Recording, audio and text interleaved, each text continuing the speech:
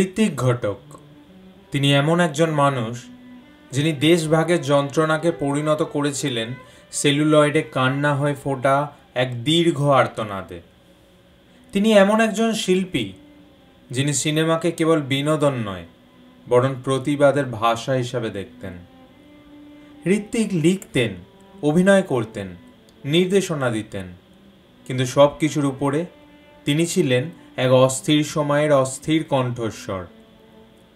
সত্যজিৎ রায় বা মৃণাল সেনের সমসাময়িক হয়েও তিনি হাঁটলেন নিজের আলাদা পথে, একাকী, প্রতিবাদী, দগ্ধ হয়ে জ্বলে ওঠা এক আগুনের ফুলকি হয়ে। ঋত্বিক ঘটক শুধু একজন চলচ্চিত্রকার নন, তিনি এক জীবনচিত্র নির্মাতা। তার ক্যামেরায় ফুটে উঠেছিল দেশভাগ, উদ্বাস্তু, আত্মসংঘাত আর নিঃশেষ প্রেমের ইতিহাস। এই ভিডিওতে আমরা জানব সেই মানুষটির কথা যিনি জীবনযুদ্ধে হেরে গিয়েও জিতে নিয়েছিলেন লক্ষ হৃদয়। ঋত্বিক ঘটক একজন প্রবাদপ্রতিম ভারতীয় বাঙালি চলচ্চিত্র পরিচালক। চলচ্চিত্র জগতে পরিচালক, সহকারী পরিচালক ছাড়াও চিত্রনাট্যকার ও অভিনেতা রূপেও কাজ করেছেন তিনি। দেশ বিভাজন ট্রিলজি নামে পরিচিত মেঘে ঢাকা তারা, কোমল গান্ধার এবং সুবর্ণরেখা এই তিনটি ছবি চলচ্চিত্র পরিচালক হিসাবে তাঁর সেরা কাজ রূপে বিবেচনা করা হয়। সত্যজিৎ রায় ও মৃণাল সেনের সমসাময়িক এবং সমান্তরাল চলচ্চিত্র নির্দেশক হয়েও তিনি ছিলেন স্বতন্ত্র। ঋত্বিক ঘটক চলচ্চিত্র বিষয়ে অধ্যাপনা করেছেন, 50টির কাছাকাছি প্রবন্ধ ও নিবন্ধ লিখেছেন। অপরদিকে নাট্যজগতেও নির্দেশক, নাট্যকার এবং অভিনেতা সব রূপে সমান স্বাচ্ছন্দ্যে বিরাজ করেছেন তিনি। শিল্পের নানা মাধ্যমে বারবার ফিরে এসেছে সাধারণ মানুষের দুঃখ, দুর্দশা, চাওয়া পাওয়া, তৎকালীন সমাজে নারীদের অবস্থা, দেশভাগের নির্মমতার খণ্ডচিত্র। প্রকাশিত হয়েছে তার বামপন্থী প্রতিবাদী ভাবাবেগ। শিল্পের নানা ক্ষেত্রে সাবলীলভাবে বিচরণকারী এই মানুষটিকে তাই 1970 সালে ভারত সরকার শিল্পকলা বিভাগে পদ্মশ্রী সম্মান প্রদান করে। 1925 সালের 4ই নভেম্বর অবিভক্ত বাংলার ঢাকাতে জন্ম হয় ঋত্বিক ঘটকের। তিনি ও তাঁর যমজ বোন প্রতীতি দেবী ছিলেন বাবা সুরেশচন্দ্র ঘটক ও মা ইন্দুবালা দেবীর 9 সন্তানের মধ্যে সবচেয়ে ছোট। সংস্কৃতের কৃতী ছাত্র সুরেশচন্দ্র পেশাগত জীবনে উচ্চপদস্থ সরকারি কর্মচারী ছিলেন। ঋত্বিকের বড় দাদা মনীশ ঘটক ছিলেন ইংরেজির অধ্যাপক, কল্লোল যুগের সুপরিচিত ঔপন্যাসিক ও কবি ও তেভাগা আন্দোলনের অন্যতম মুখ, যার কন্যা মহাশ্বেতা দেবী বাংলা সাহিত্যের রত্ন। আবার তাঁর আরেক দাদা আশিস চন্দ্র ঘটকের নাতি পরমব্রত চট্টোপাধ্যায় এখনকার সময়ের স্বনামধন্য অভিনেতা, চিত্র পরিচালক ও চিত্রনাট্যকার।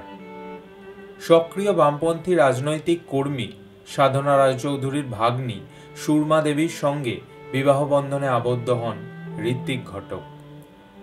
তাঁদের 3 সন্তান ঋতবান, সংহিতা ও সুচিস্মিতা ঘটক। চিত্র পরিচালক ঋতবান ঋত্বিক মেমোরিয়াল ট্রাস্টের সঙ্গে যুক্ত এবং ঋত্বিকের অসমাপ্ত তথ্যচিত্র রামকিঙ্কর সম্পূর্ণ করেছেন ও অসমাপ্ত ঋত্বিক নামক একটি চলচ্চিত্র নির্মাণ করেছেন। পাশাপাশি বাবার প্রথম দিকের কাজ বগলার বঙ্গদর্শন, রঙের গোলাম এগুলোর মতো ছবি পুনরুদ্ধার করেছেন। তার বড় মেয়ে সংহিতাও তথ্যচিত্র নির্মাণ করেছেন। ঋত্বিক ঘটকের প্রাথমিক পড়াশোনার সূচনা হয় ময়মনসিংহের মিশন স্কুলে। এরপর দাদা মনীশ ঘটক তাকে কলকাতার বালিগঞ্জ গভর্নমেন্ট স্কুলে ক্লাস 3-তে ভর্তি করে দেন। এই সময় ঋত্বিকের নাটকে হাতেখড়ি। ঋত্বিকের প্রথম দিকের নাট্য অভিনয় চন্দ্রগুপ্ত।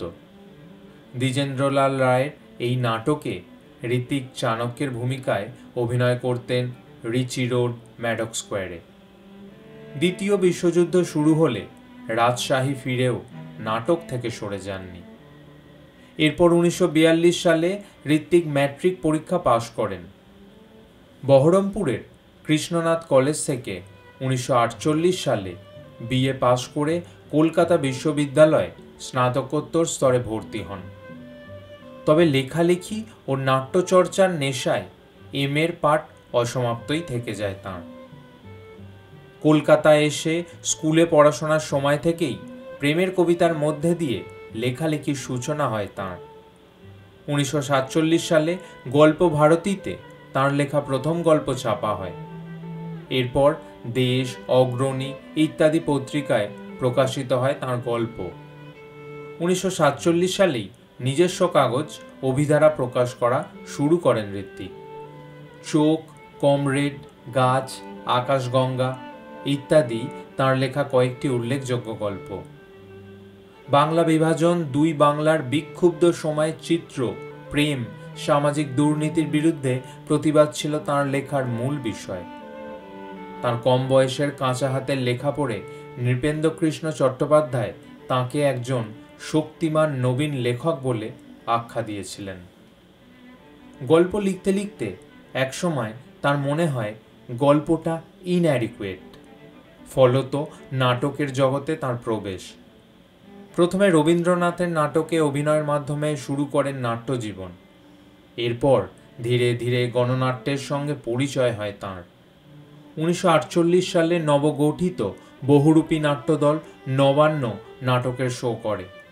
শম্ভু মিত্রের নির্দেশনায় তাতেও অভিনয় করলেন ঋত্বিক। এই সময় লিখলেন প্রথম নাটক কালো সায়র।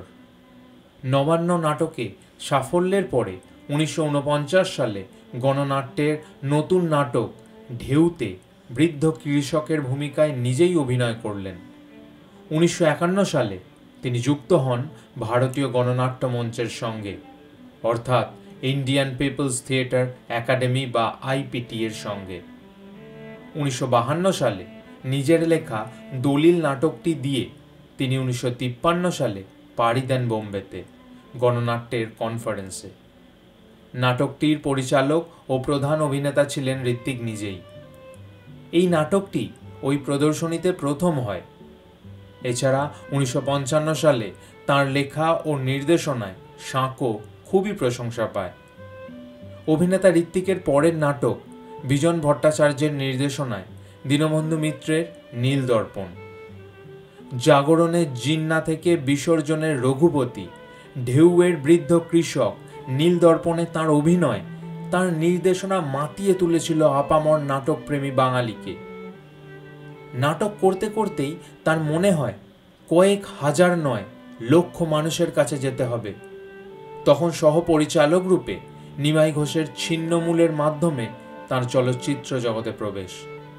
এরপর বেদেনী বা অরূপ কথা চলচ্চিত্রে কাজ করেন এবং পরিচালক হিসাবে এটিই তার প্রথম সিনেমা।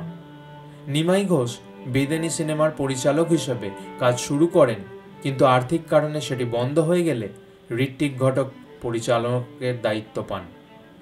তিনি চিত্রনাট্যের কিছু পরিবর্তন করে বেদেনীর নাম রাখেন অরূপ কথা। তবে শুটিং শেষ করলেও ক্যামেরার গন্ডগোলের জন্য সিনেমাটি মুক্তি লাভ করেনি। নির্দেশক হিসাবে ঋত্বিক ঘটক 8টি পূর্ণদৈর্ঘ্যের ছবি তৈরি করেছেন। 1952 সালে নাগরিক, 1958 সালে অযান্ত্রিক, 1958 সালে বাড়ি থেকে পালিয়ে, 1960 সালে মেঘে ঢাকা তারা, 1961তে কোমল গান্ধার, 1962তে সুবর্ণরেখা, 1973 সালে তিতাস একটি নদীর নাম এবং 1974 সালে যুক্তিতক্ক আর গপ্প। এর মধ্যে 1965 সালে সুবর্ণরেখা আর 1977 সালে নাগরিক মুক্তি পায়। সাধারণ মানুষ, তাঁদের জীবনের দৈনিক সংগ্রাম, দেশভাগের যন্ত্রণা বারবার ফিরে আসে তাঁর ছবিতে। ছবিকে তিনি শিল্প নয় বরং সমাজের নিজের ভাবনা, প্রতিবাদ, আবেগ, দাবি প্রকাশ করার মাধ্যম রূপে বিবেচনা করতেন। এছাড়া ইন্দিরা গান্ধী, পুরুলিয়ার ছৌ, ভয়, বিহার, আমার লেলিন ইত্যাদি বিবিধ বিষয় নিয়ে তিনি স্বল্প দৈর্ঘ্যের তথ্যচিত্রও নির্মাণ করেন। কাহিনী এবং চিত্রনাট্য রচয়িতা হিসাবেও কাজ করেছেন বেশ কিছু সিনেমায়, যেমন ঋষিকেশ মুখার্জি পরিচালিত মুসাফির, বিমল রায় পরিচালিত মধুমতি, শান্তি চৌধুরী পরিচালিত হীরের প্রজাপতি ইত্যাদি। 1966 সালে পুনের film and television institute of ইন্ডিয়ায় অধ্যাপক রূপে যুক্ত হন। সেখানে তার সমসাময়িক উল্লেখযোগ্য ছাত্র ছিলেন মণি কৌল, সুভাষ ঘাই, কুমার সাহানি, বিধু বিনোদ চোপড়া, আদুর গোপাল কৃষ্ণন প্রমুখরা। কিন্তু সেখানকার শৃঙ্খলাবদ্ধ জীবনে বেশি দিন টিকে থাকতে পারেনি তাঁর শিল্পী মন। কিন্তু চলচ্চিত্র বিষয়ক তার প্রবন্ধ নিবন্ধগুলি আজও নানা চলচ্চিত্র বিষয়ক ছাত্র ও গবেষকের কাছে মূল্যবান নথি বলে গণ্য হয়। 1969 সালে জীবনের শেষ বেলায় গোবরা মানসিক হাসপাতালেই লিখে ফেলেন সেই মেয়ে। নিজের নির্দেশনায় সে নাটক অভিনয় করালেন হাসপাতালের রোগী ও কর্মী চিকিৎসকদের দিয়ে। জীবনে যখনই গল্প লিখতে লিখতে, ছবি করতে করতে অস্থির হয়েছেন, নাটকই সেই খরার দিনে তার বক্তব্য প্রকাশের প্রধান মাধ্যম হয়ে উঠেছে। বারবার ভাঙা দেশ, জীবন আর কলোনির গল্প ফিরে এসেছে মঞ্চের সংলাপে। তার বন্ধুরাই বলছেন, he was never sincere to the theatre. কিন্তু শেষ পর্যন্ত গণনাট্য আন্দোলনের ইতিহাসে ঋত্বিক এক স্থায়ী স্থানের দাবিদার হয়ে রয়ে গেছেন। তাই শোভা সেন তাকে যথার্থই বলেছেন নাট্য আন্দোলনের হোতা বা পুরোহিত। চলচ্চিত্রের জন্য সত্যজিৎ রায়ের মতো জীবদ্দশায় বাণিজ্যিক বা আন্তর্জাতিক সাফল্যের মুখ সেভাবে দেখেননি ঋত্বিক ঘটক। 1957 সালে মুসাফির ছবির তৃতীয় সেরা কাহিনী চিত্র হিসাবে জাতীয় পুরস্কার মঞ্চে সার্টিফিকেট অফ মেরিট অ্যাওয়ার্ডে ভূষিত হয়। 1958 সালে হিন্দি ছবি মধুমতি ফিল্মফেয়ারের জন্য সেরা গল্পরূপে মনোনয়ন পায়। 1970 সালে হীরের প্রজাপতি সেরা শিশু চলচ্চিত্র হিসাবে জাতীয় পুরস্কারে প্রধানমন্ত্রীর স্বর্ণপদক লাভ করে। 1974 সালে যুক্তি তক্কর গপ্প ছবির গল্প জাতীয় পুরস্কার মঞ্চে রজত কমল পুরস্কার পায়। তিতাস একটি নদীর নাম এই ছবির জন্য বাংলাদেশ সিনে জার্নালিস্ট অ্যাসোসিয়েশন তাঁকে সেরা নির্দেশক পুরস্কারে ভূষিত করে। 2007 সালে এই ছবি ব্রিটিশ ফিল্ম ইনস্টিটিউটে একটি সমালোচক দলের দ্বারা নির্মিত বাংলাদেশের সেরা 10টি চলচ্চিত্রের তালিকায় শীর্ষস্থান লাভ করে। 1998 সালে এশীয় পত্রিকা সিনেমায়ারের তৈরি সর্বকালের সেরা চলচ্চিত্রের তালিকাতে সুবর্ণরেখা একাদশতম স্থান পায়। আন্তর্জাতিক স্তরে এই সাফল্য দেখে তাই তার স্ত্রীর স্মৃতিচারণে আক্ষেপ হয়ে বারবার ফিরে এসেছিল শেষ জীবনে তার বলে যাওয়া কয়েকটা কথা। লক্ষ্মী, টাকাটা তো থাকবে না, কাজটাই থাকবে। তুমি দেখো, আমার মৃত্যুর পর সবাই আমাকে বুঝতে পারবে। দীর্ঘদিন ব্যাপী হতাশা ও অত্যধিক মদ্যপানের ফলে 1976 সালের 6 ফেব্রুয়ারি কলকাতায় ঋত্বিক ঘটকের মৃত্যু হয়।